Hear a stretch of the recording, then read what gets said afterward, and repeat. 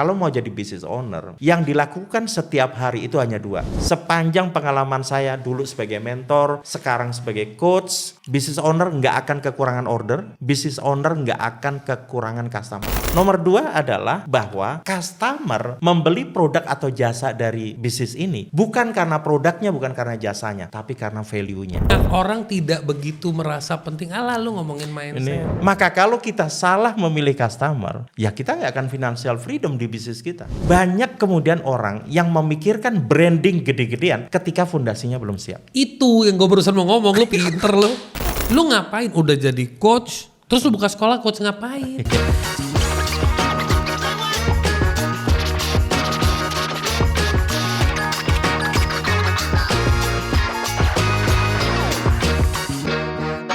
Welcome to Big Thinkers, guys. Hari ini gue kedatangan temen gue, tapi selain temen gue, dia sebelum jadi temen gue, dia adalah guru gue. Dia adalah coach gue. Dia adalah trainer yang juga sekaligus coach. Jadi coach yang bisa ngetrain orang jadi coach. Paham ya? Oke. Namanya Bro Eri P. Ismali. Yes. Seorang Ericsson Professional Coach, founder dari Asia Coach Indonesia dan juga halocoach.id. Kenapa lo datang ke sini hari ini? Karena gue panggil. Yes.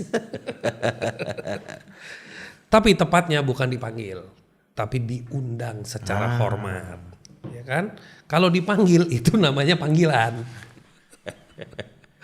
Oke, teman-teman, hari ini gue akan bahas sesuatu yang kesannya berat, tapi yakin you will learn something very valuable in this podcast today.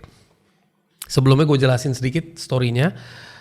Kenapa gue berguru sama beliau. Karena gue dulu tahun pandemi bingung gue mau ngapain.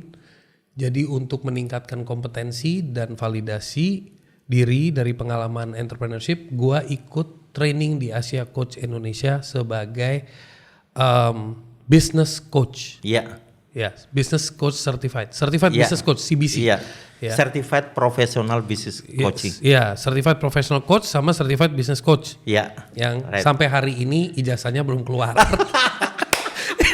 Karena yang penting ilmunya, bukan ijazahnya. Iya. Aduh, ketawa. Iya. Nanti perlu dirilis. Oke, Terus siap. udah gitu, gue disuruh ngisi lagi acaranya dia. Aduh, kacau. Oke, bro, apa kabar? Sangat baik. I'm so happy to see you. I'm seeing you after 4 years. Iya. 4 years ya? Iya. 4 years, Iya. wow. So much things have changed. Iya, betul. Lo juga makin ini ya, makin sejahtera. Amin. Thank you, amin. Semakin sibuk juga. Semakin sibuk, yes. Also, teman-teman bisa lihat di tengah ada buku Winning Product Roadmap. Adalah buku yang dirilis bulan April tahun ini. Dan cetakan pertama sudah habis, lebih dari 20 ribuan piece kayaknya tuh. Jadi kalau teman-teman nanti mau beli, nanti ada di session kita akan bahas isi buku ini. Yes. Bro, Ya. tanpa basa-basi, gua akan tanya sesuatu yang penting. Siap. Dari pengalaman sekian lama, menurut gue setiap orang tuh punya impian pengen jadi entrepreneur, tapi gua singkatkan menjadi business owner. Iya. Setiap orang pasti mau mulai bisnis. Setiap orang pengen nggak mau jadi karyawan. Iya. Betul kan? Iya. Tunggu, gue tanya dulu ya. Betul nggak? Lo mau jadi karyawan nggak? Nggak ya? Oke. Jadi untuk jadi business owner, Yes. kan banyak orang selalu bilang, lu tuh jangan kebanyakan mikir, jangan kebanyakan baca. Dulu almarhum Bob Sadino selalu bilang, mulai dulu, jalanin dulu Iya, gitu betul, loh. betul. Jadi lu kalau kebanyakan pertimbangan lu nggak jalan-jalan. Iya, betul. Oke. Betul. Dan banyak sekali di luar sana menurut gua pedagang / pengusaha Iya. itu jalan, bukan nggak jalan. Tapi ada yang jalan sebentar terus pindah bisnis, Iya. ada yang jalan tapi stagnan, Betul. ada yang jalan terus kekencengan akhirnya tutup, Iya. ada yang jalan tapi susah adaptasi, macam-macam Iya, faktornya ya. betul. Tapi yang jalan dan selalu bisa adaptasi dan selalu bisa tumbuh dalam berbagai macam kondisi. Yes, ya. Itu adalah business owner yang coachable. Iya, betul. Atau business owner yang percaya coaching itu penting untuk timnya. Iya, betul juga. Setuju ya? Setuju banget. Nah, hari ini kita akan bahas Dari kacamata Bro Eri, business owner yang complete tuh apa? Oke, good. Wow, ini pertanyaan pertama tapi udah serius banget nih bro. Tapi sebelum jawab itu boleh dong gue juga nyampein betapa gue bahagia hari ini karena bisa ketemu dengan Bro Neil. Thank you. Ya, ini salah satu tokoh juga yang saya kagumi. Thank you, bro. Even jauh sebelum itu ya, itu pengen banget udah ketemu sama Bro Neil dan alhamdulillah hari ini gue dipertemukan hari ini dan gue thank you banget udah diundang ke podcast yang keren ini. Thank you, ya. bro. Thank you so much. Jadi sekarang udah boleh jawab ya. Lu sikat, Oke. bro. Sikat, bro. Nah, jadi karena kebetulan aku tuh cukup ini ya sukanya tuh berpikir gitu ya. Saya juga melabeli strategic thinker kurang lebih kayak begitu ya. Sesuai nih sama podcast ini big thinker ya. Lalu gue strategic thinker ya. Jadi saya kemudian membuat formula kira-kira begitu. Gimana sih caranya orang supaya bisa jadi benar-benar seorang business owner? Maka menurut saya itu ada 3 ya. Pertama adalah dia punya visi. Visi adalah sesuatu yang mau dia capai 5 atau 10 tahun ke depan. Dan inilah yang membedakan apakah dia business owner atau pedagang. Karena sebagai pedagang, sebagai trader, mungkin dia nggak berpikir 5-10 tahun bakal kayak apa. Yang penting ya gua cuan hari ini, gua cuan ya. So sebagai business owner nomor 1 itu dia harus punya visi. Ya bahkan kalau kita baca bukunya Stephen R. Covey misalkan Begin with the end of mind. Sama. Maka sebenarnya visi kita, kenapa kita mau jadi seorang business owner? Nah, kabar baiknya adalah visi ini hanya kita pikirkan 1 kali dalam 5 tahun, 1 kali dalam 10 tahun. Itu cukup. kabar baiknya. Kabar baiknya. Nah, sekarang kabar sangat baiknya adalah, jadi ada kabar baik sama kabar sangat baik. Kabar sangat baiknya adalah, maka yang dua lagi adalah kalau mau jadi business owner, yang dilakukan setiap hari itu hanya 2. Namanya 2P. Nomor 1 people, nomor 2 namanya proses. Jadi setiap hari business owner ngapain? Ngerjain people itu fokusnya ke development, mengembangkan orang-orang terbaik di bisnisnya dia, ya, mulai dari tim, mulai dari dirinya sendiri, mulai dari partner sampai kepada customer. Itu orang semua tuh, people. Nah, yang kedua adalah bisnis proses. Maka bagaimana supaya bisa membangun bisnis proses yang baik, mengoptimasi bisnis proses yang baik sehingga performance kinerjanya bagus, sehingga resultnya apakah itu dalam bentuk omset, apakah itu dalam bentuk profit, apakah itu dalam bentuk jumlah cabang, jumlah store, jumlah pabrik, jumlah distributor itu semakin banyak. Jadi kalau mau jadi business owner ada 3. Nomor 1 visi hanya dibuat 1 kali dalam 5 tahun, 1 kali dalam 10 tahun. Setiap hari ngapain? Hanya melakukan 2P. 1 people development, yang kedua adalah performance business process. Meningkatkan performance melalui prosesnya, melalui bisnis mempertajam prosesnya terus ya. Fokusnya ke situ ya. Sorry, kepanjangan gak gue jawab baik? Gue bingungnya gini, lu ngomong orang tuh bikin visi cukup sekali. Gue datang dari aliran visi itu, ini mungkin agak sedikit kita berdiskusi ya Pak. Gue percaya, gue itu tipe yang udah lu kalau nggak ngerti gimana cara desain visi, lu fokus ke goal dulu. Gue tipe yang begitu. Karena gue percaya visi itu bisa extended. Visi bisa, I don't know, I'm right or wrong, I don't know ya coach.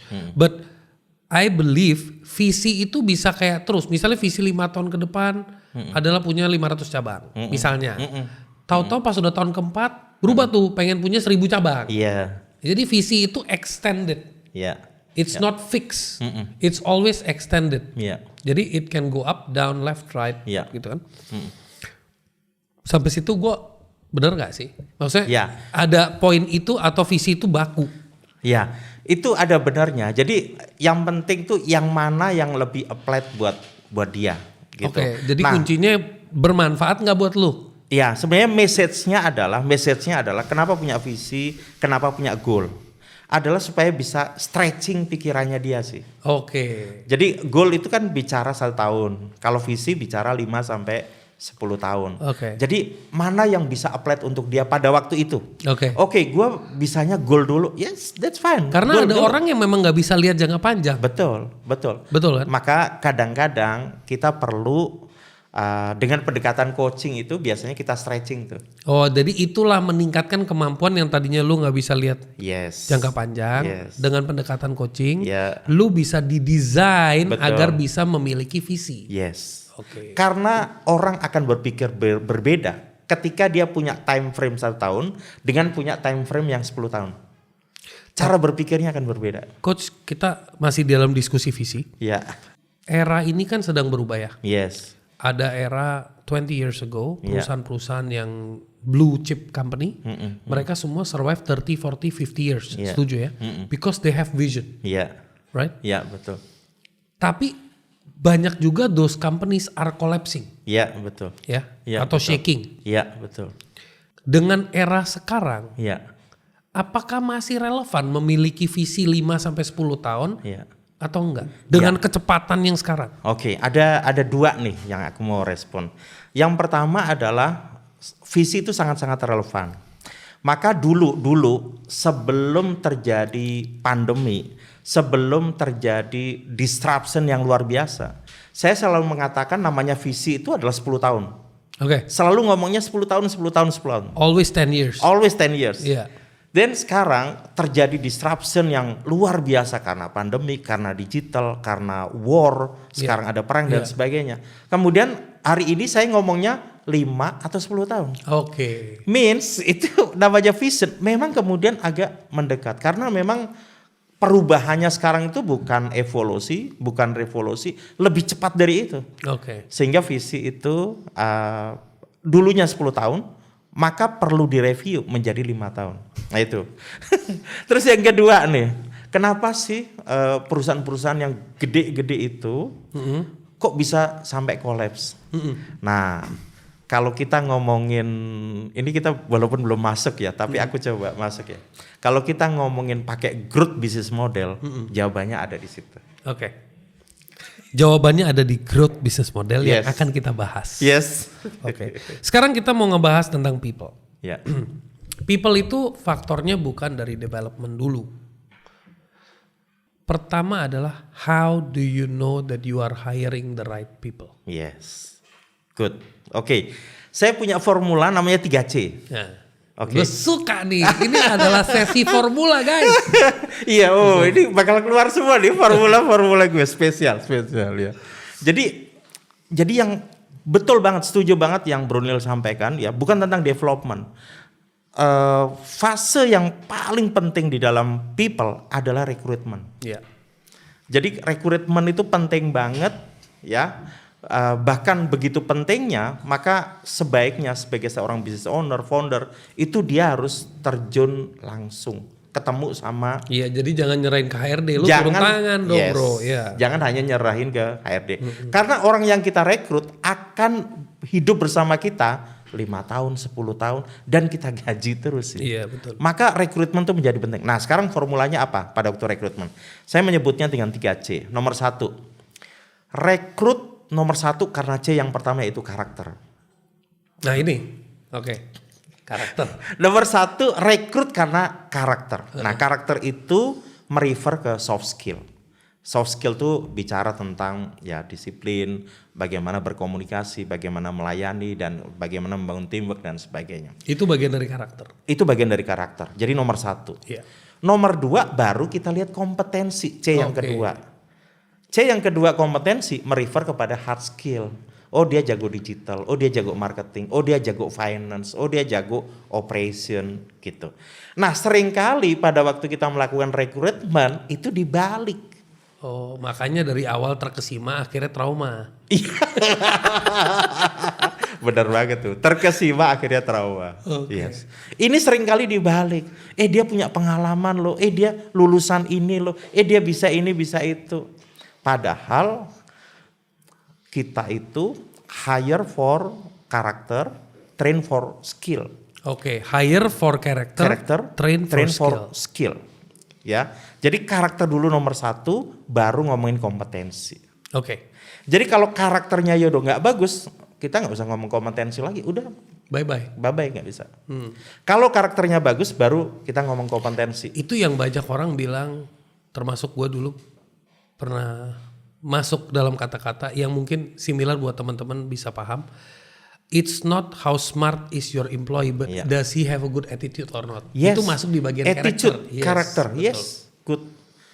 Jadi karakter dulu, baru nomor 2 kompetensi. Nah, C yang ketiga. Nah, sekarang karakternya bagus, kompetensinya bagus. Apakah ini udah cukup? Ternyata belum. Ada C yang ketiga, dia mesti culture fit. Culture fit. Ya. Culture fit ini artinya dia mesti ngeblend dengan tim yang sekarang. Iya. Bisa jadi dia karakternya bagus, kompetensinya juga bagus karena dia dulu pernah kerja di sini-sini, dia punya kemauan ini. Tapi nggak bisa teamwork, tapi nggak bisa ngeblend, dia nggak cocok dengan culture yang dibangun oleh business owner. Merasa dirinya paling keren sendiri. Itu paling kacau tuh. Ya kan? So nggak bisa kalau nggak 3C ini. Oke. Jadi bukan fit and proper test, tapi culture fit. Betul. Oke. Kalau ngomongin people itu 3C. Oke. Sekarang kita ngomongin people nih. Kita hiringnya udah tepat. Who designs the process? Nah, sebaiknya business owner itu yang ikut atau setidaknya meng-approve. Oke. Ya, bahkan saya selalu mengatakan kepada business owner, departemen terakhir, divisi terakhir yang Anda lepas itu justru HR. Jadi mungkin operation dulu dikasih ke orang atau marketing, sales atau finance bahkan. Oke, gua ngerti. Berarti Ya. maksud lo semua departemen yang tadinya lo look into, Yes. lo lepasin, lo mulai delegasiin. Yes. Lo delegasiin, tapi departemen yang paling terakhir, Yes. berarti yang benar-benar lo pegang terus, Yes. adalah HR. HR. Oke. Adalah HR. Jadi lo temenin si HR. Yes. Yang lain lu bisa delegasikan, tapi Yes. yang ini penting Iya. banget. Tutup Ini mata. pintu masuk ini. Yes, yes, betul. Bener kan? Iya. Pintu masuk, pintu meteran.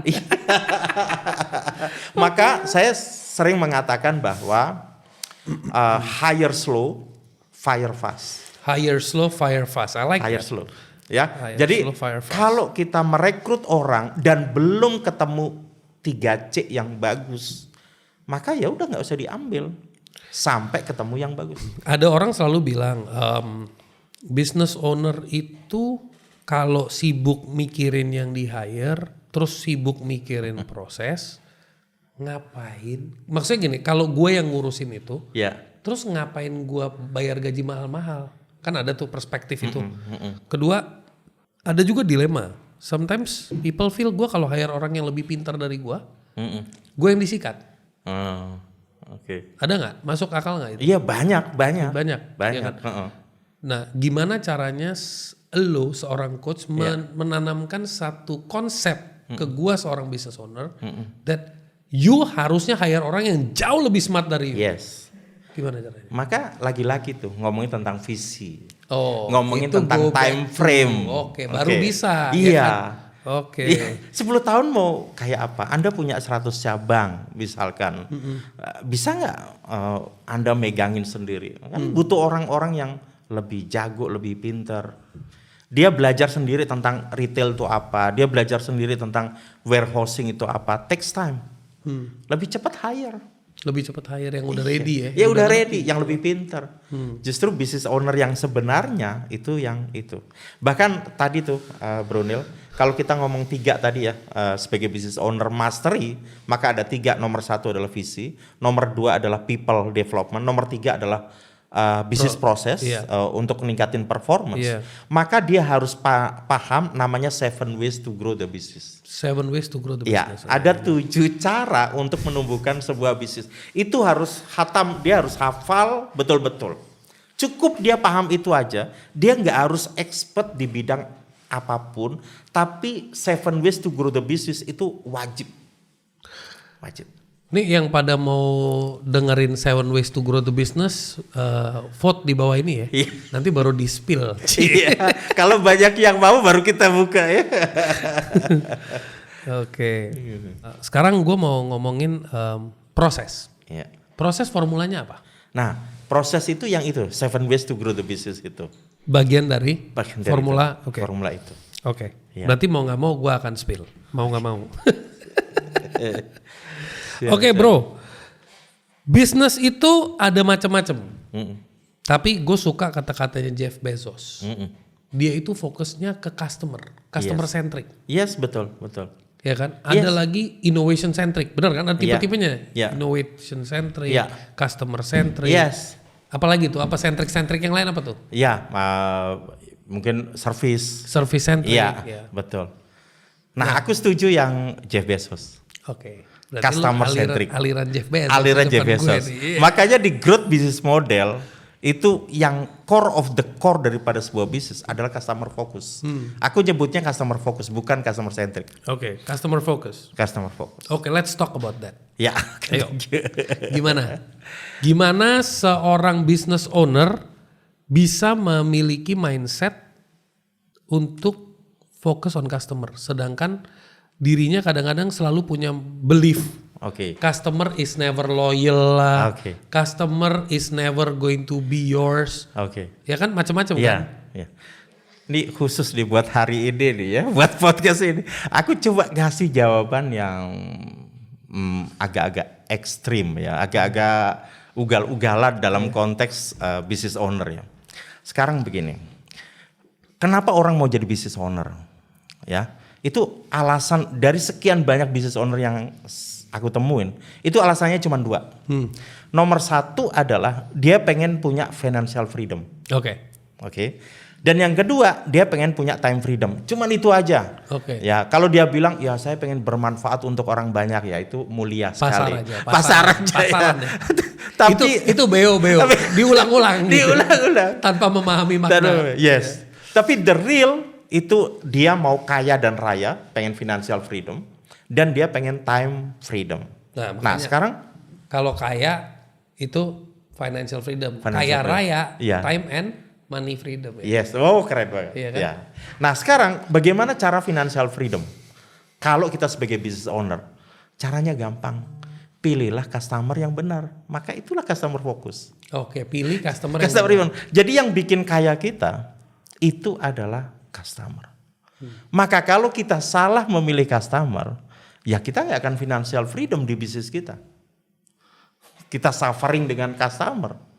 Tapi kalau kita memilih customer yang betul, yang tepat lah ya. yang tepat, maka ini bisa membawa kita ke financial freedom. Oke. Nah yang kedua, time freedom adalah cara memilih tim yang betul. Oke. sekarang Yang gua bisa paham. membuat time freedom itu adalah tim. Oke.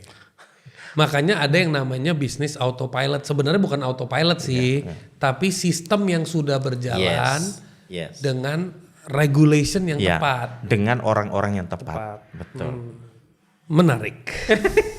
Menarik perhatian saya. Oke. Gimana cara seorang business owner? Oke, kriteria memilih customer yang tepat. Nah, kriteria memilih customer yang tepat ya. Nah, ini menarik ya. Jadi kriteria memilih customer yang tepat itu ukurannya bukan di customer tapi ukurannya di kita. Oke. Nah, ini saya seneng banget kalau Brunel ini selalu bicara tentang mindset. Seringkali business owner itu mindsetnya salah. Dia selalu memikirkan bahwa customer yang pilih saya sehingga dia begging ke customer dan sebagainya. Mindsetnya mesti dibalik. Coba diulang. Barusan ini menarik nih. Coba diulang. Gue suka bagian Bronil nih keren. Sebenarnya gue belajar banget dari Brodel nih ya tentang mindset yang baik dan benar ya. Kadang-kadang yang benar tuh mesti yang agak-agak wild, yang agak-agak liar ya. Benar. Jadi seringkali pebisnis itu merasa bahwa cara dia memilih customer adalah siapa sih customer yang milih gua. Oh, jadi kita yang dipilih oleh customer. Kita yang dipilih oleh bukan customer. kita yang memilih. Bukan kita yang memilih. Ini yang kebalik ya. Itu yang kebalik. Nah, customer focus adalah kita yang memilih. Saya mau melayani segmen customer mana?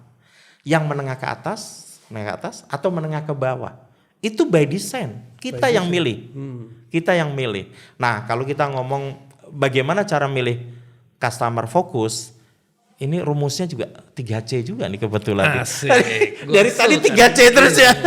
Cuan. Cuan. Jadi nomor 1 ini pasti orang banyak udah tahu ya. Jadi kita menentukan customer segment. Ya customer segment dibagi lagi kan, ada demografi, ada psikografi, dan ada behavior. Yes. Ya, itu C yang pertama yaitu customer segment. Yeah. C yang kedua adalah customer profile. Oke. Maka dari customer segment itu cari 10 top 10 customer Anda yang betul-betul Anda mau bidik. Sesuai dengan demografi, psikografi, dan behavior. Itu C yang kedua, customer profile. C yang ketiga, Profile itu lebih ke persona ya bro? lebih ke persona. Tapi iya. personanya itu dapat dari mana? Dari top 10. Oke. Siapa top 10 customer kita? Nah, yang ketiga ini yang jarang diungkit, yang jarang dieksplor oleh ya siapapun lah, Brunel. Hanya ada di podcast ini ya. Asik. C yang ketiga adalah bahwa validasi customer focus kita udah benar atau tidak, itu mesti divalidasi oleh C yang ketiga, yaitu community. Community. Oke, sebentar. Paham kan? Oke, lanjut. Community, ya. Jadi kalau bisnisnya udah lebih dari setahun, maka produk atau jasa kita itu mesti divalidasi oleh 50 community. Dan kalau sebuah bisnis sudah divalidasi, sudah pernah engage dalam bentuk apapun dengan 50 community ini, sepanjang pengalaman saya dulu sebagai mentor, sekarang sebagai coach, business owner nggak akan kekurangan order, business owner nggak akan kekurangan customer. Selama bisnisnya sudah divalidasi oleh 50 community ini. Sudah engage dengan 50 komunitas. Jadi minimum 50 is the number ya? Yes. Can you penetrate gitu? Lu bisa penetrate nggak ke 50 itu? Yes. Jadi aku suka bikin metafornya begini, Brunel. Jadi customer segment itu seperti gaya Rambo ya. Teman-teman tahu nggak gaya Rambo ya, film Rambo ya? Tahu. Nah, yang tahu berarti usianya nggak jauh sama gue nih. Ya, lo jebak. Kayaknya anak-anak sekarang belum tentu tahu ya. Jadi Rambo itu nembak banyak, kenanya dikit. Itulah customer segment. Oke. Nembak banyak, kenanya dikit. Kenanya dikit, itulah customer segment. Tapi harus kita punya ya harus. Ya. Harus. Yang kedua adalah customer profile. Iya. Customer profile ini seperti sniper. Nembak satu kena satu. Iya. Karena orang-orang dengan customer, dengan profile, dengan persona yang sama, udah pasti kemungkinan mau transaksi sama kita. Oke. Nah yang ketiga ini community. Community itu nembak satu kena banyak. Nah ini yang beda. Itu Nembak beda. satu kena banyak. Ini yang dicari-cari orang tapi nggak tahu skillnya. Nggak tahu skill. Makanya coaching sama dia. Thank you. Itu aja Nembak kadang-kadang satu dikasih kena fun banyak. work begitu udah. Ya. Wah. Kayak gitu. Pasang winning ads-nya sekali, kenanya langsung closingnya 2000 customer. Nah itu ya kan? Yes. Ya. Mantep tuh. Mantep. Jadi bro, satu hal yang gue selalu suka dari lo. Kalau lagi coaching, lo serius banget. Tapi giliran kehidupan lu santuy banget. Jadi gue selalu menganggap prinsipal dia, be serious in doing your business, but take life easy. Mantap. Itu adalah satu prinsip yang banyak orang suka kebalik. Take life seriously and take business easily. Nah itu kan. Iya. Kan? Kacau. Betul. Bro, kembali ke Ya. bisnis. Bisnis itu kan ada tahapannya bro. Iya, betul. Di mana-mana kalau orang bilang, kalau mau bangun bisnis kuatin dulu fondasinya. Yes. Nah, definisi fondasi bisnis itu apa aja? Oke, good. Thank you, Brunel. Jadi fondasi bisnis itu kalau di framework kita namanya growth business model, maka ada 3 tuh. Nomor 1 yang tadi kita udah bahas yaitu customer focus ya. Apa tanda-tandanya kalau kita udah customer focus, kita sudah punya 3C itu. Iya. Nah, kalau sudah, maka kita bisa masuk ke yang nomor 2. Nomor 2 apa? Baru bicara produk. Maka di nomor 2 kita nyebutnya winning product value. Winning product value. Okay. Apa itu winning product value? Apa tanda-tandanya? Kalau sebuah bisnis sudah punya winning product value, tanda-tandanya ada 2. Nomor 1 adalah dia punya winning product. Dia punya produk best seller. Dia punya produk market fit. Apa tanda-tandanya? Biasanya itu Paretonya jalan. Oke. Pareto jalan adalah ketika 20% dari range produk atau jasanya dia itu menyumbang 80% omset. Oke. Maka itu namanya winning ya? product. Oke. Dia punya produk best seller. Itu nomor 1. Oke. Nomor 2 adalah bahwa customer membeli produk atau jasa dari bisnis ini bukan karena produknya, bukan karena jasanya, tapi karena value-nya. Oke, jadi dia tuh bilang mau mahal kayak mau apa kayak, gue pokoknya udah trust, I like the way they handle things. Gitu. Yes, saya nggak beli handphone, tapi saya mau beli status sosial saya misalkan. Itu juga masuk ke branding ya, salah satu. Yes, is part of branding. Part of branding. Ya. Yeah. Bisa part of branding, part of service. Iya. Ya kan macam-macam. Tapi itu secara sadar value itu di-create ya, by design bahwa saya mau jualan value ini. Jangan pernah jualan baju, jangan pernah jualan kopi, jangan pernah jualan training, tapi yang dijual adalah value. Oke. Gitu. Jadi kita udah yang 2 nih udah. Iya, nih. iya. Customer focus, lalu winning product value. Nah yang nomor 3. Nomor 3 adalah kita sebutnya business excellence. Oke. Nah business excellence ini adalah tanda-tandanya kalau bisnis kita sudah excellence. Itu adalah operasionalnya sudah dilakukan secara excellent, prima. Artinya nggak ada komplain. Komplain ini datangnya dari external customer, real customer, juga datangnya dari internal customer. Oke. Internal customer itu antar divisi. Oke. Ya, jadi nomor 1 external customer, nomor 2 internal customer. Ya, jangan sampai divisi marketing komplain ke orang operation komplain ke orang finance. Lu gimana sih kerjanya gini-gini, bikin lelet aja lu gini-gini. Nah itu udah kacau tuh ya. Kacau. Itu udah bukan business excellence ya. Itu bukan business excellent. Nah, pertanyaannya adalah gimana caranya supaya punya business excellent? Maka caranya ada 3. Nomor 1 adalah menentukan satu core bisnis. Oke. Anda mau bisnis distribusi, Anda mau bisnis komoditi, Anda mau bisnis produk brand, apakah Anda mau bisnis store brand, ataukah Anda mau bisnis innovation? Hari ini banyak bisnis innovation, ya. Atau yang mana? Cukup satu saja. Oke. 1, pilih 2 kompetensi. Apa 2 kompetensi yang mendukung satu core bisnis ini? Oke. Nah ini agak teknikal nih, agak dalam. Enggak apa-apa. Yang 3 adalah apa 3 bisnis proses excellence. Jadi dengan satu core bisnis, dengan 2 kompetensi ini, maka apa 3 bisnis proses excellence? Artinya begini, operasional bisnis ini kan banyak ya, mulai dari customer datang, lalu customer ditawarin, lalu customer beli, lalu customer dibikinin produknya, lalu produknya di-deliver. Maka setiap bisnis proses ini, mana 3 yang akan di-excellentkan? Oke. Mana yang kita punya competitive advantage, yang kompetitor itu nggak sebagus kita. Karena memang kita udah menguasai. Karena kita paling menguasai di 3 itu. Jadi nggak gampang diduplicate. Jadi nggak gampang diduplicate. Oke. Dan jangan pernah pengen bagus di semua Area. bisnis proses, semua area. Iya, Cukup nggak bisa. 3. Iya. Cukup 3. Itu yang disebut dengan bisnis excellence 1, 2, 3. Iya. 1 core bisnis, 2 kompetensi, dan 3 bisnis proses excellence. Kasih gua contoh real, maksudnya biar teman-teman yang lagi nonton tuh bisa dapat. Oke. Misalnya kalau kita ngomongin coffee shop, misalnya, Oke. contohnya gitu aja. Oke. Contohnya misalkan, Atau terserah apa aja, terserah. Oke, boleh. Ya. Contohnya misalkan coffee shop ini, yang paling Yang bisa relate. yang bisa relate ya buat teman-teman ya. Misalkan coffee shop. Coffee shop itu core bisnis Anda apa nih? Kalau coffee shop itu berarti core bisnisnya adalah store brand.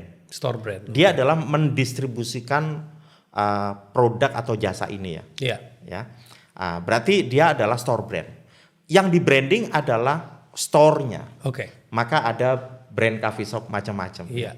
Yang kedua adalah apa 2 kompetensi yang bisa menunjang store brand ini. Oke. Misalkan kalau sekarang itu ya misalkan dari teknologinya atau dari pemilihan kopinya atau dari proses atau dari membangun ambience di store-nya gitu. Kopinya sih biasa-biasa aja. Tapi dia sadar bahwa dia mau bangun ambience di store-nya ini bagus. Iya. Dia mau bilang bahwa saya nggak jualan kopi. Saya jualan rumah kedua, bahkan rumah ketiga. Iya. Karena ada rumah, ada kantor, dan rumah ketiganya harus cafe shop ini. Iya. Nah itulah yang kita sebut, maka apa bisnis proses excellence supaya rumah ketiga ini Rumah jadi ketiga ini mantap. jadi. Heeh. Oh berarti interiornya itu mesti habis-habisan.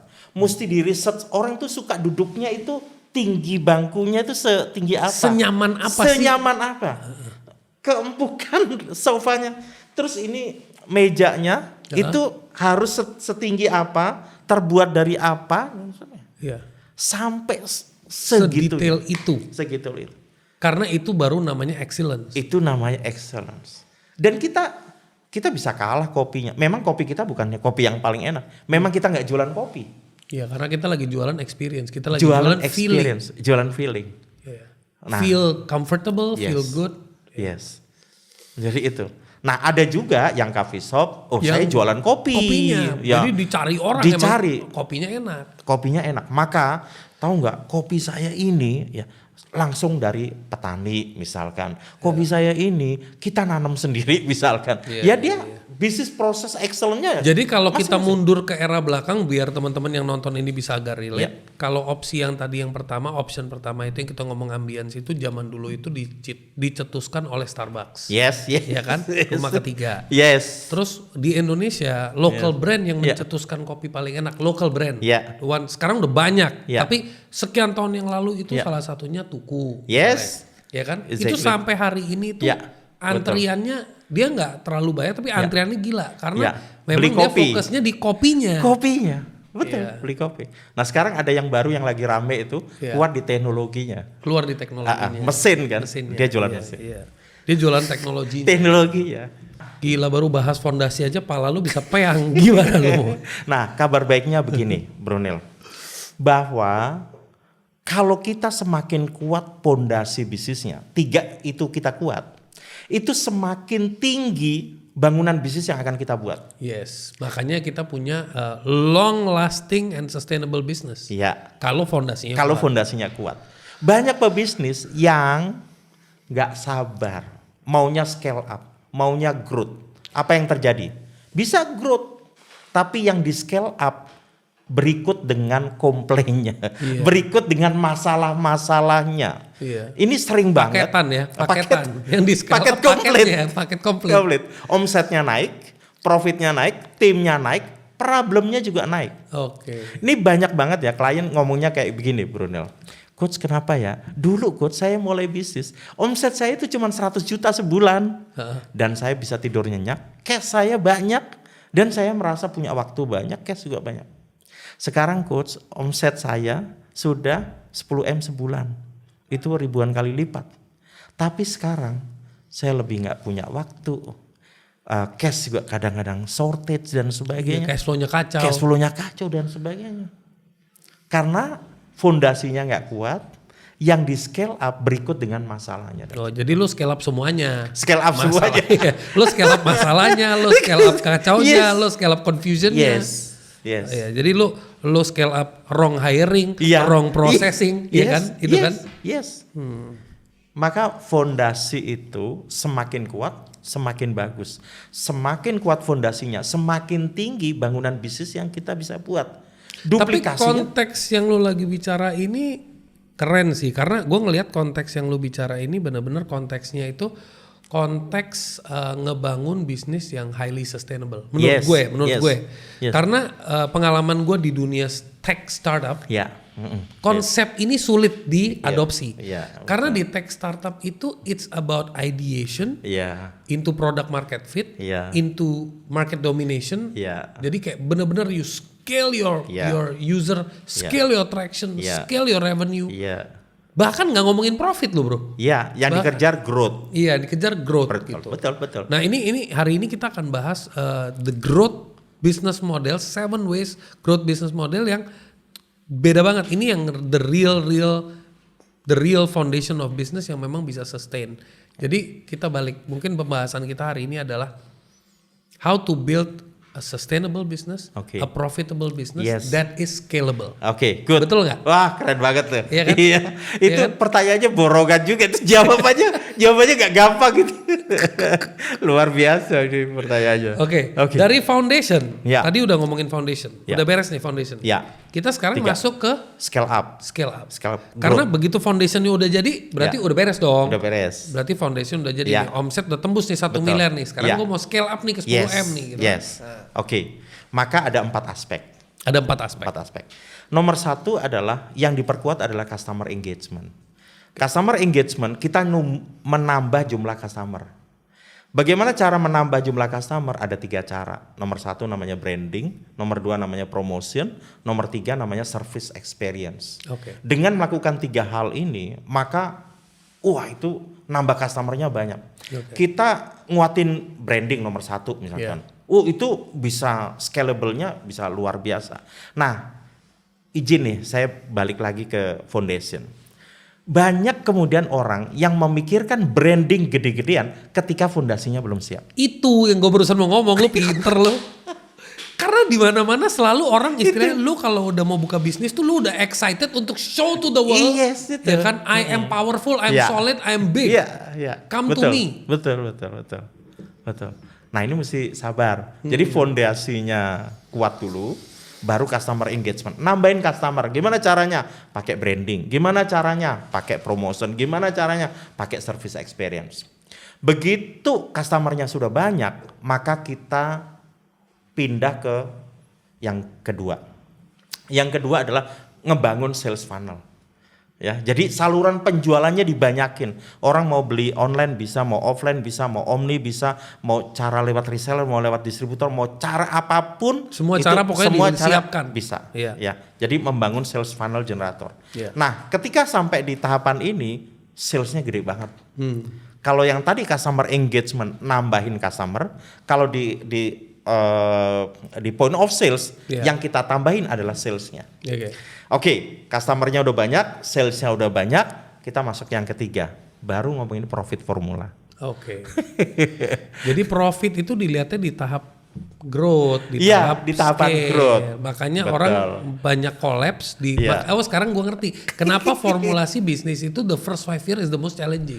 Yes, betul. Because lu ngap-ngapnya di situ tuh. Betul. Do or die-nya di situ. Iya, betul. Dan orang banyak nggak fokus ke foundationnya. Yes, Jadi betul. kalau lu bisa kuasain foundation dalam 1-2 tahun atau 3 tahun, Yes. dan lu bisa Betul. mulai scale atau growth jadi 3+2 lah ya, Iya. 3+2 itu lu udah termasuk orang yang Iya. di jalur yang bisa ready to sustain. Betul banget, betul.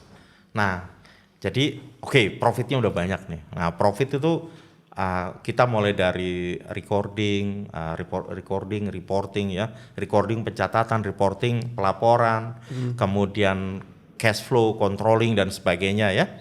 Nah, lalu yang keempat tahapan akhir baru ngomongin people driven. People driven. People driven. Iya, sekarang orang sibuknya technology driven. Ya, itu enabler sebenarnya. Enabler, Ya. Nah, di people driven itu baru kita menyiapkan orang-orang terbaik. Ya, mulai hire orang-orang pinter. Mulai berani bayar gaji gede. Mulai berani bayar gaji gede. Iya. Nah, pertanyaannya, apakah nggak boleh bangun people dari awal? Semua harus dilakukan dari awal. Tapi ini bicara priority. Priority. Maka sebelum sampai ke people driven, by the way, kalau di growth business model, people driven tuh ada di tahapan ke-7 tadi. Oke. Nah, profit di 6, kemudian sales itu di 5, dan customer engagement di 4. Oke. Maka sebelum people driven, maka dibutuhkan leadership yang kuat. Jadi seorang business owner pada waktu sebelum sampai ke people driven, memang tangannya masih harus kotor, memang masih keringetan, memang masih Kerja involved, 20 jam sehari. Masih kerja 20 jam sehari. Iya. 7 hari dalam seminggu. Memang supaya bisnis ini punya warnanya si business owner. Oke, itulah bro. Makanya guys, kalau jadi business owner jangan mimpi baru mulai langsung autopilot. Langsung langsung jalan-jalan ya. Iya. Bisnisnya jalan, ownernya jalan-jalan, hilang dua-duanya. Hilang dua-duanya. Nggak ngikutin tahapan-tahapan itu gitu. Nah kalau 4 itu scale up-nya di 4. Jadi yang kita scale up apa? Nomor 1 customer kita, yang kedua adalah sales kita, yang ketiga adalah profit kita, yang keempat adalah orangnya. Nah itu. Gitu. Oke. Nah Nah ini udah ngebahas growth. growth. Thank you bro. Ini gue udah mulai paham. Ya. Itu tadi udah dapat 4 poin. Nah Ya. setelah scale up, kan Yes. kalau di dunia metrik bisnis itu Ya. kan ada yang namanya bisnis kalau udah di titik tertentu dia namanya maturing ya. Iya. Ya kan. Iya. Nah abis growth dan scale up tuh masuk ke level apa lagi tuh? Nah namanya adalah sustainable growth. Sustainable growth. Ya. Oke. Bagaimana tumbuh? Bisnis ini nggak tumbuh hanya 1 tahun ini. Bisnis ini nggak hanya tumbuh 2 tahun ini, tapi bisnis ini bisa tumbuh bertahun-tahun. Bisa setiap 50, tahun bisa 50 years, Yes. bisa 100 years. Yes, right. Jadi bisa bertumbuh setiap tahun, bahkan ketika ekonomi lagi susah sekalipun. Nah, bagaimana caranya? Baru bangun sistem automation. Wih, kebalik nih semua yang diajarin Yes. sama orang, makanya ini kebalik nih. Yes, Nah. banyak orang pinter ya. Orang pinter pasti bilang begini, Anda kalau bangun bisnis, Anda harus bangun sistem. Sistem dibangun itu terakhir. Ini bicara priority ya. Iya. Dari awal kita harus bangun bisnis, tapi prioritinya Work itu on ada the system boleh, tapi bener-bener fokus on the system di akhir ya. di akhir. Jadi nomor 8 itu semua tadi 1 sampai 7 itu dibungkus pakai sistem automation. Oke. Jadi yang kita otomasi adalah sesuatu yang udah proven. Oke. Yang udah omsetnya udah tinggi, yang udah profitnya udah tinggi. Iya. Jangan dibalik-balik. Iya. Ini bisnis yang belum proven sudah disistemasi. Berarti apa masalah- yang disistemasi? Berarti yang lo sistemasi masalahnya ya kan? Itu yang kadang-kadang. Jadi kadang-kadang Bronil izin nih Bronil. Kadang-kadang ada bisnis buka baru gitu. Dia udah sistem tuh nomor 1 gitu. Saya udah bisa hitung. Ini kayaknya 3 atau paling lambat 6 bulan tutup. Karena dia nggak customer fokus dulu, tapi sistem fokus dulu. Iya, ke bawah euforia. Dan yang lucu, sistem fokus ini dia mengadopsi dari bisnis yang sudah berhasil. Di mana bisnis yang sudah berhasil ini sudah punya segmen market yang udah banyak. Sedangkan dia baru mulai bisnis. Stage-nya berbeda. Bro, gue mau nanya. Ini pertanyaan sedikit out of context atau in context, I have no idea. But karena lu udah coach, lu pernah sempat nge-coachingin bisnis yang berhubungan sama ini nggak skincare? Ya. Oke. Ya. Oke, sekarang gue mau bahas sedikit tentang skincare. Ya. Mungkin buat teman-teman ini akan sangat mengedukasi. Ya. Buat teman-teman di luar sana. Jadi gue denger 5-7 tahun terakhir Ya. sangat berbeda 7 tahun 8 tahun yang lalu kalau bangun skincare. Ya. Yang lu bangun brand lu sendiri, lu maklun dan sebagainya. Iya. Mungkin lu modal 200 atau di bawah 500 juta cukup lah for Betul. start. Iya, betul. Sekarang lu kalau nggak punya 20 M lu mendingan jangan masuk. Betul. Ini yang gua denger. I'm Iya, not betul. an expert, Iya, but betul. yang gua denger. Iya, betul.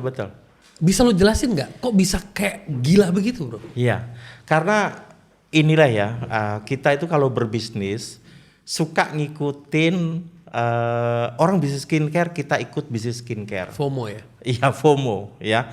Ini yang kemudian membuat market itu jadi merah itu ya begini. Oke. Harusnya kalau orang bisnis skincare, saya bisa support apanya ya? Oh, kardusnya misal, oh packagingnya, oh transportasinya. Justru kita bikin kalau Bikin bisa itu industrinya. bikin industrinya ya. Jadi empower the whole ecosystem. Ya, ekosistemnya kebentuk. Ini semua jualan skincare, semua jadi pemain skincare semua, sehingga marketnya jadi merah. Pasang ads mahalnya minta ampun. Dulu oke nih budget ads 10 juta sebulan, efeknya luar biasa. Hari ini diguyur 100 juta sebulan, Nggak ada efek, harus 1-2 M. makanya 20 itu harus. Jadi itu adalah marketing and customer acquisition cost. Ya, betul. Gamenya semakin ketat lah. Gitu. Tapi berarti pola foundation ini udah nggak berjalan berarti ya? Nah, maka sebenarnya kalau orang mau masuk skincare Di era sekarang. Tapi gue mau pakai metodologi tadi. Pakai metodologi lagi tadi ya. Maka caranya bagaimana? Caranya adalah turun sampai ke nomor 1. Nomor 1 itu apa? Customer focus. Customer mana yang ingin saya layani? Contoh nih, saya hanya mau melayani orang-orang yang bekerja di pabrik misalkan. Setelah di research tuh, banyak tuh. Ya udah, kita masuk ke situ aja gitu. Dan kita jadi yang paling ahli, yang paling mengerti. Be the king in that market. In that market. Itu berapa banyak sih orang yang bekerja pabrik gitu? Atau kita di pasar yang misalkan ya anak muda lebih segmented ke anak SMP aja misalkan. Itu juga udah jutaan juga tuh. Yeah. Atau jadi, anak kuliahan lah anak kuliahan misalkan. Jadi Brunel izin ya Brunel bahwa growth business model ini proven saya gunakan untuk mendampingi klien-klien saya sebelum masa pandemi, pada waktu terjadi pandemi sampai hari ini. Nah, bagaimana cara menggunakan growth business model? Itu naik turun. Bahkan bisnis yang sudah skalanya udah sistem automation sekalipun, mereka harus sering-sering kali turun ke core of the core yaitu customer focus. Cek. Jadi bukan berarti dilepas. Bukan. Iya, begitu sistemnya jalan bukan berarti lo tinggalin. Tetap lo harus go through again. Yes. It's a cycle ya. It's a cycle. Ya. Cuman bedanya kalau di awal lo keringatan, kalau sekarang lo tinggal pinpoint. Iya. Betul. Contoh nih. Ketika terjadi pandemi, ini bisnis bagus-bagus nih, bisnis yang udah 30 tahun, bisnis yang udah 20 tahun dan sebagainya, bisnis bagus-bagus. Mereka ada di stage apa? Mereka udah sustainable growth, mereka udah punya sistem semua. Ketika terjadi pandemi, sistem itu nggak jalan. Karena terjadi digitalisasi dan mereka belum siap. Yes. Nah, kenapa terjadi itu? Karena customer behavior-nya berubah. Yes. Maka turun lagi tuh. Ke bawah. Ketika customer behavior berubah, customer fokusnya berubah, berarti winning produknya mesti berubah. Ketika winning produknya berubah, business excellence-nya berubah. Ketika business excellence-nya berubah, customer engagement, point of sales, profit formula, semua berubah. So ini betul-betul proven Brunel. Proven method ya. Proven method dan bahkan sudah dihakikat ya. Dan sudah sertifikatnya keluar dari Haki sudah keluar juga. Jadi gue hari ini berbicara dengan penemu, yes. Formulator. By the way, boleh nambahin lagi gak? Boleh dong. Tadi udah sampai ke 8 sustainable growth, maka ada tambahan 2 lagi Brunel. Yang ini kadang-kadang orang itu lupa. Yaitu 2 lagi itu adalah internal driver dan external driver. Internal driver adalah visi dan misi. Maka semua bisnis idealnya punya visi dan misi. Internal driver tuh penggerak dari dalam. Ini yang bikin kita semangat terus ya, walaupun ditipu. Depan ada badai atau apa. Pokoknya kita masih terus jalan. Ini karena kita punya visi misi yang mulia, itu kita internal drivernya, penggerak dari dalam kita kuat. Nah, kita juga punya satu lagi namanya external driver, penggerak dari luar. Siapa penggerak dari luar? Ada 2. Nomor 1 namanya kompetitor. Jadi ada kompetitor tuh bagus. Karena ada kompetitor kita inovasi. Karena ada kompetitor kita bergerak, melayani dengan baik dan sebagainya. Dia bisa hidup, kenapa gua enggak gitu. Yes. Ya semakin kita punya kompetitor ya itu bagus ya. Yang kedua adalah benchmark. Walaupun bisnis kita masih kecil, tapi benchmark kita ke perusahaan-perusahaan besar, ke perusahaan-perusahaan global, in term of service, in term of teknologi, in term of bagaimana people development-nya mereka. Jadi kita mesti punya benchmark, pengen punya brand, pengen punya bisnis seperti perusahaan apa, dan kita juga punya kompetitor yang bisa buat kita external driver kita muncul gitu. Nah itu dia. Keren bro. Thank you. Teman-teman, saya akan bahas buku ini hari ini. Ini adalah teaser. Ada 4 hal atau 5 hal yang akan saya bahas secara singkat. Biar teman-teman tahu betapa pentingnya buku ini. Sebelum itu, mohon ditandatangani. Wah, ini kehormatan banget nih bro. Waduh. Thank you banget. Aduh.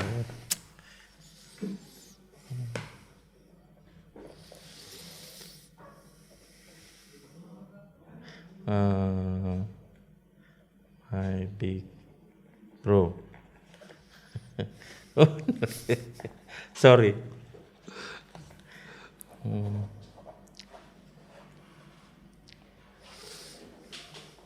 Oke.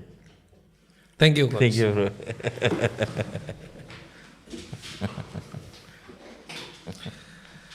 Jadi teman-teman ada 5 hal yang akan kita bahas hari ini. Ya. Yaitu 1, gua akan tanya apa itu pro trend. Yes. Kedua gua akan tanya pro segment. Ya. Ketiga gua akan tanya pro mix. Ya. Keempat gua akan tanya pro truth. Ya. Dan terakhir gua akan tanya pro win. Yes. Ini adalah inti dari bukunya. Jadi kalau lu nggak dapat buku ini, ya I feel sorry for you. Tapi you can nonton di sini. Ya. Gimana bro? Kalau Oke. ngomongin pro trend. Nah, boleh sebelum aku jawab itu ya, kenapa saya menciptakan buku ini? Karena banyak sekali pebisnis itu mulainya dari produk. Oke. Padahal bisnis ideally itu mulainya dari customer dulu. Nah, untuk itulah buku ini lahir. Karena banyak orang yang mulainya dari produk. Jadi lu sebel nih ceritanya. Iya. Oh, lu sebel. Lu greget ya. Kegelisahan dia. Nah, sekarang gimana caranya? Gue udah punya produk, gue udah punya jasa. Gimana supaya bisa menang di pasar? Rahasianya ada 5. Nah, tapi sekarang udah nggak jadi rahasia karena udah jadi buku sekarang. Iya, bagus. Nomor 1 pro trend. Pro trend adalah kita lihat tren, lihat market, ya, lihat community, lihat siapa sih customer, landscape, bisnis size-nya segede apa dan sebagainya. Yang kedua, setelah kita tahu itu, maka segmen mana yang mau dilayani. Semakin niche, semakin bagus. Semakin lebar, semakin nggak jelas. Ya, maka kita tentukan per segmen. Yang ketiga adalah pro mix. Pro mix itu saya pakai jadul banget 4P. Product, price, place, sama promotion. Oke. Tetapi dari ProMix 4P ini saya lebih kuat di produk.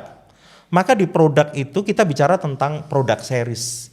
Bagaimana menciptakan produknya, bagaimana membuat produk itu sampai laku, bagaimana produk itu punya product series ya. Mulai dari lead magnet, tripwire, kemudian main product, kemudian premium dan signature sampai kepada ultimate. Oke. Jadi ProMix adalah nguatin produk atau jasanya. Oke.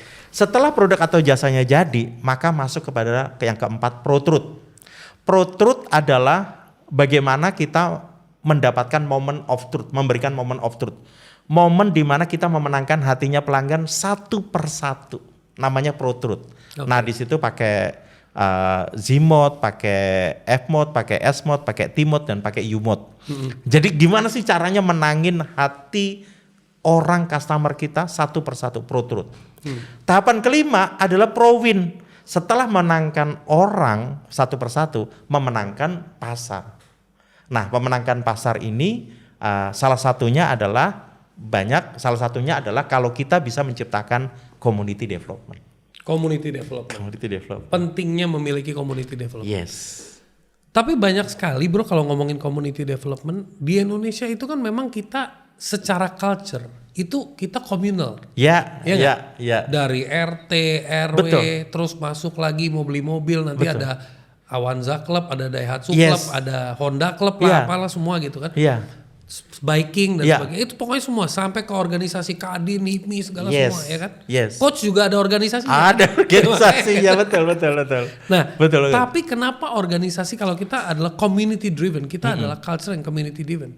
Tapi community nggak pernah gerak bro. Oh. Notice nggak? Ya. Which community that you are proud of in Indonesia that has given a great growth? Oh. Kalau ini aku boleh nyebut nih ya. Boleh. Nah, salah satu komunitas yang menurut saya bagus sampai hari ini itu salah satunya adalah TDA ya. TDA. Komunitas tangan di atas. Itu ya. sustainable banget. Itu sustainable sampai sekarang, pertumbuhannya terus menerus ya. Dulu saya pernah jadi ketua daerah, kemudian pernah jadi salah satu BOD. Iya. Dan sampai sekarang ya saya masih engage dengan teman-teman TDA. Itu salah satu Yang lu punya pengalaman ya, yes. lu punya pengalaman. Yes. Iya. Dan kenapa TDA bisa begitu tumbuh luar biasa? Salah satunya adalah menurut saya adalah karena value-nya. Oke. Tangan di atas itu artinya memang tangan di atas. Giving, bukan asking. Bukan. Oke. Spiritnya memang udah giving. Ya di situ ada silaturahmi, ada fun, ada perubahan bisnis sekarang itu yang tadinya customer focus itu dibalik dari customer focus menjadi di dalam customer focus itu ada 3C yaitu customer segmentation, customer profiling, dan community. Yes. Itu dulu itu selalu startingnya dari segmentation. Iya. Benar nggak? Right, Yang betul. standar yang dari dulu. Betul. Benar nggak? Segmentasi gua apa? Sekarang setelah things are changing very fast, kita lagi masuk ke arah community first. Iya. Iya. Nah, gimana caranya orang itu punya formulasi membidik komunitas yang tepat? Oke. Jadi bahkan kalau saya bicara sama business owner ya, apa tanda-tandanya bisnis Anda sudah bagus, itu mesti divalidasi oleh 50 community. Nah, gimana sih caranya? Jadi izin nih bro. Silakan bro, dari tadi jangan minta izin bro. Tetap mulainya adalah dari customer segment dulu. Okay. Dari customer segment balik dulu. lagi. Jadi balik di dalam lagi. community lo segmen lagi. Di customer segment dulu. Oke. Karena dari customer segment kemudian bisa dikerucutkan menjadi customer profile. Oke. Dari customer profile ini kita tanya orang-orang ini, Anda itu komunitinya di mana? Anda itu hangoutnya sama siapa? Anda profesinya apa? Anda kalau liburan itu kemana dan sebagainya. Itu dari customer profile dan kemudian kita punya community ini. Oke, jadi kita memahami komunitasnya. Ya. Baru kita masuk ke dalam situ untuk melakukan validasi. Yes. Baru di situ kita bisa bidik one bullet hit 10. Gitu. Yes. Oke. Betul banget. Oke. Betul banget. Oke. Betul banget. Bro. Ya. Seberapa penting sih urutan orang suka ngomong mindset, skill set, tool set. Terus katanya semua sama pentingnya. Gue sih kadang-kadang suka bingung ya. Sama pentingnya, apa yang lebih penting? Coba menurut lo apa? Iya. Kalau mindset itu nomor 1 sih. Dan itu yang paling penting sih. Karena dengan mindset nasib itu bisa berubah kalau menurutku ya. Jadi kalau mindsetnya benar, perilakunya benar. Kalau mindsetnya memang udah salah ya bisa jadi perilakunya salah. Sehingga nasibnya juga nggak pas. Jadi kalau mau ngerubah mindset, mau ngerubah nasib, rubahlah mindset. Kalau mau ngerubah mindset, ketemulah sama Brunil. Masuk. Dan hanya ada satu orang Indonesia yang concern terhadap mindset. Namanya Brunil.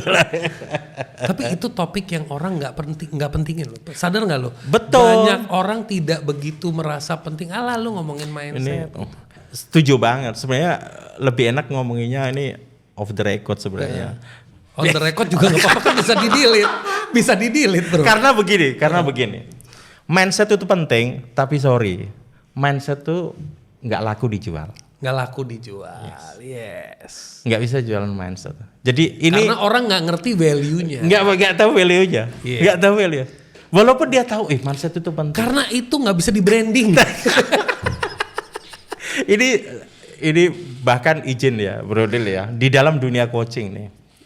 Jadi ada ya teman-teman ya seprofesi ini, gua adalah mindset coach gitu ya. Keren banget itu. Tapi ya customer nggak apa sih mindset gitu. Nggak penting buat gue. Kenapa gua harus bayar mahal untuk coaching mindset gitu. Padahal ya mindset itu penting banget. Ya. Tadi kita ada diskusi, jadi begitu gue bilang mindset, malah gue sendiri bilang mindset nggak sepenting keyakinan sama Tuhan, sama diri sendiri penting. Dia bilang itu adalah mindset. Oke bro, kita masuk ke fase kenapa lu jadi seorang coach dan lu bangun Asia Coach. Ya, oke. Jadi gini, Brunil, aku disadarkan bahwa ternyata bidang yang cocok untuk aku itu adalah people development gitu. Oke. Dan banyak sekali program people development ya, ada training, ada mentoring, ada consulting gitu ya. Dan semua itu adalah outside in. Oke, outside in. Outside in ya. Jadi karena kita training itu kita dikasih tahu, mentoring itu kita dikasih tahu gitu ya. Consulting juga kita dikasih tahu solusinya. Itu outside in gitu. Nah, kemudian ketemu dengan coaching. Coaching ini menarik karena coaching itu inside out. mengaktifasi apa yang ada di dalam pribadi seseorang. Karena setiap orang itu resourceful. Semua orang itu berdaya. Nggak ada orang yang nggak bisa sukses. Nggak ada orang yang nggak bisa juara. Semua orang bisa juara. Syaratnya cuma satu. Ketika resourcesnya muncul. Ketika resourcesnya diaktifasi. Oke. Jadi kenapa ada orang yang belum sukses? Sesimpel karena dia belum mengaktifasi sumber daya terbaiknya dia. Kenapa ada orang yang sukses? Karena orang itu sudah diaktifasi sumber daya terbaiknya. Oh, jadi ada dua nih biasanya. Aktivasi secara tidak langsung berarti natural activation, itu the power of kepepet. Iya kan? Terus muncul kan? Betul. Ya kan? Betul. Deadline lagi, betul. kita beradak. Ujian udah deket, lu jadi belajar kan? Betul. Ya kan? Itu namanya naturally you are triggered. Dikejar anjing bisa loncat. Bisa loncat. Resourcesnya muncul. Mendadak bisa loncat. Kok bisa loncat ya? Gitu. Yang kedua adalah by design. Nah, by ini helping. Itulah itu coaching. makanya kita hire coach. Yes. Untuk secara sadar kita mau mengaktifkan inner resources kita. Yes. Dan pebisnis yang hebat di dunia ini, atlet yang hebat di dunia ini, aktris, aktor yang hebat di dunia ini, entrepreneur yang hebat di dunia ini selalu didampingi oleh seorang coach. Betul. Itu pasti ada coach yang mendampingi mereka. Oke. Jadi kalau ada 5 tipe, ada motivator, mentor, consultant, trainer, and coach. These are all like kalau kita ngomong ini benar-benar begini nih ya, like a gun ya. Jadi 4 are coming in, 1 is going to you. Aduh, thank you. Gua dapat metafor yang bagus banget hari ini. The 4 is coming in, 1 is going inside you. Yes. Ya kan? Yes. Awesome. Kan gue juga coach bro. Cuman gue gak pernah jualan. Coach Neil ya. Coach Neil ya. Keren. Thank you Bro Neil. Nah, keren ya metafornya. Oh keren itu. Metafornya itu keren banget. Nah pertanyaannya begini. Apakah outset ini tuh nggak perlu? Enggak. Justru ini semua harus punya. Jadi inside out harus punya, outset in juga harus punya. Kalau mampet kalau nggak bro, salah satu kurang ya. Iya betul. Maka itu perlu diaktifasi semua. Nah kemudian saya juga mendirikan Asia Coach Indonesia. Nah Asia Coach Indonesia ini kita banyak mendampingi para business owner, para leader ya, bagaimana mereka bisa bertransformasi secara pribadi maupun secara organisasi ya. Nah selain itu kita juga buka sekolah coaching ya, di mana orang kalau mau jadi coach juga boleh belajar sama kita. Nah, tapi sekolah coaching kita itu tidak terlalu fokus kepada kredensial dan sebagainya, title dan sebagainya, tapi lebih kepada itu penting ya. Lu ngapain udah jadi coach, terus lu buka sekolah coach ngapain? Supaya lebih banyak orang yang bisa mengcoaching. Karena coaching ini bukan hanya untuk bisnis, tapi coaching juga pertama untuk diri kita sendiri. Oke. Jadi dia bisa melakukan self coaching dan juga dia bisa mengcoaching orang-orang yang dia sayangi, anaknya, istrinya, timnya. Powerful itu kan? Yes. Powerful itu ya. Yes. Dan dengan coaching, coaching itu sebenarnya kan empowering communication. Jadi komunikasi yang memberdayakan kan. Itulah coaching ya. Jadi itu akan kita pakai setiap hari gitu. Nah, jadi kenapa maka kita bikin programnya itu applied yang bisa diaplikasikan untuk life, untuk bagaimana bangun relationship yang bagus, bagaimana membangun karir yang bagus dan sebagainya. Jadi be a great leader ya, at bagaimana home, jadi great leader. Yes. Yes. In the community juga. Jadi yang betul-betul aplikatif, yang betul-betul bisa dijalankan dan impactful ya, berdampak. Nah, lu, itu sih lu kayaknya dari cara lu ngomong lu menahan, lu tuh kayaknya greget gitu ya. Yes. Greget banget ya. Iya. Kenapa kurang coach di Indonesia? Yes. Jadi Indonesia nih darurat coach ya. Jadi kita punya 280 juta orang ya di Indonesia, tapi kita punya coach nggak banyak. Berapa sih kayaknya? Ya. Estimate lah kira-kira. Ya, saya kebetulan aktif di ICF misalnya. Member aktif kita tuh hanya 200. Buset, ya. Tapi lulusan sertifikasi coaching itu udah ribuan. Ribuan. Masih tetap sedikit sih. Masih jauh kurang dibandingkan. It's like doctors versus patient ya. Nah, betul, Iya kan? betul. Dan Teachers versus student. Yes. Jauh banget ya. jauh banget. Nah, maka bagaimana pendekatan coaching ini kalau di dunia profesional nanti bunyinya akan begitu. Tetapi saya lebih menyoroti bagaimana coaching itu untuk diaplikasikan setiap hari. Ngomong sama anak, ngomong sama pasangan hidup, ngomong sama tim.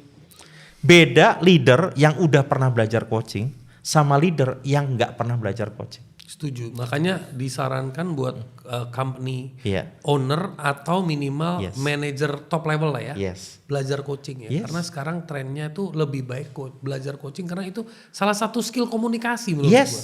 Karena komunikasi itu bukan berbicara tapi mendengarkan. Wah, keren. Betul banget. Iya kan? Betul banget. Mendengar aja perlu belajar gitu. Benar dong. Betul. Selama bertahun-tahun lo jadi vice president, jadi manager, jadi top level, C-level, you've been talking to your team. Ya. When have you been listening to your team? Ya. Apalagi sekarang di tim kita itu banyak Gen Z. Iya. Intra generation ya. Ya. Gen Z ya, milenial juga banyak ya. Maka pendekatan dulu yang lebih banyak telling dan tangan kita begini misalkan sebagai leader itu works dulu. Hari ini telling belum tentu works. Iya. Nah, sekarang mesti dikombinasikan, ada telling juga, tapi ada asking juga. Asking. Ada asking. Emang he is the king gitu kan.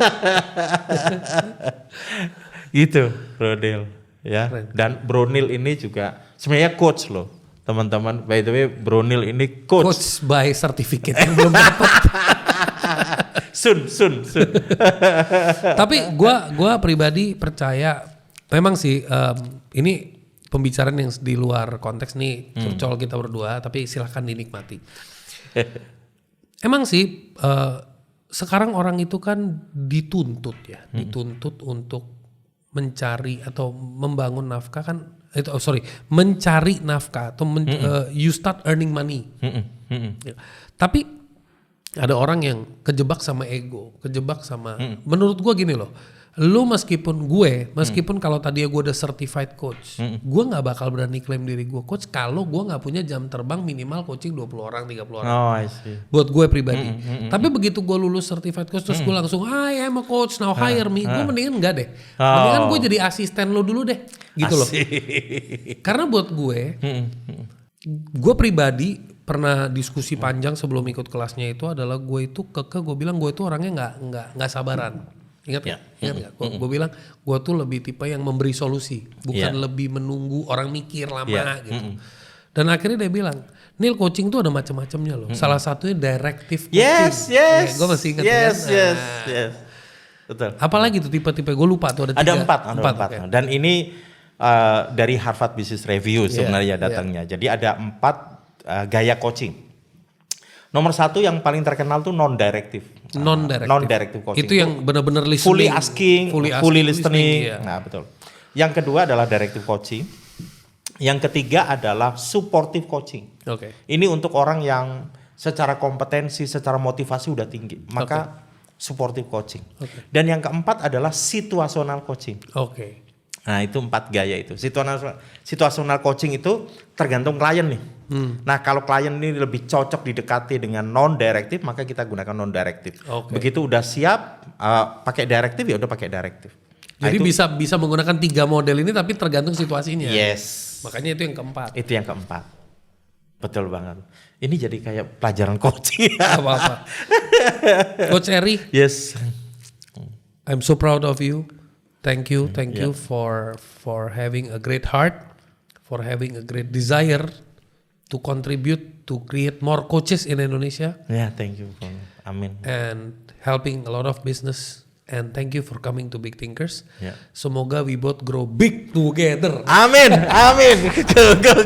Semoga you guys grow big together. Okay, thank you all. Okay. Big applause to Big Thinker and Bro Nil.